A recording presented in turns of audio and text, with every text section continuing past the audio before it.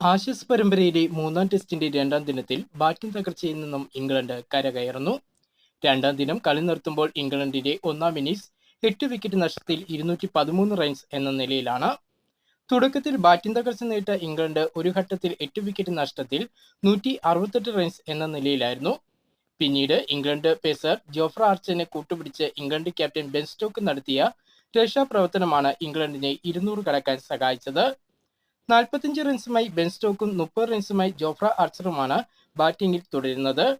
29 runs നേടിയ Ben ഡക്കറ്റും 22 runs നേടിയ ജാമി സ്മിത്തും 19 runs നേടിയ ജോ റൂട്ട് എന്നിവർ ചെറിയ സംഭാവനകൾ നൽകി മടങ്ങി. 3 വിക്കറ്റുമായി പാറ്റ് കമ്മിൻസ് ഓസ്ട്രേലിയൻ ബൗളിംഗിൽ തിളങ്ങിയപ്പോൾ 2 വിക്കറ്റ് വീതം നേടി സ്കോട്ട് ബോളണ്ടും നഥാൻ ലിയോണും മികച്ച പിന്തുണ നൽകി. നേരത്തെ ഓസ്ട്രേലിയയുടെ ഒന്നാം ഇന്നിംഗ്സ് 371 റൺസിൽ അവസാനിച്ചിരുന്നു. ഓസീസിന്റെ ഒന്നാം ഇന്നിംഗ്സ് സ്കോറിനെ മറികടക്കാൻ ഇംഗ്ലണ്ടിന് 158 റൺസ് കൂടി വേണം. മത്സരത്തിൽ Australian off spinner Nathan Lyon test ക്രിക്കറ്റിൽ പുതിയൊരു റെക്കോർഡ് സ്വന്തമാക്കി. ഇംഗ്ലണ്ട് ഓപ്പണർ ബെൻ ഡക്കറ്റിനെ പുറത്താക്കിയതോടെ നഥാൻ ടെസ്റ്റ് ക്രിക്കറ്റിൽ 564 വിക്കറ്റുകൾ സ്വന്തമാക്കി.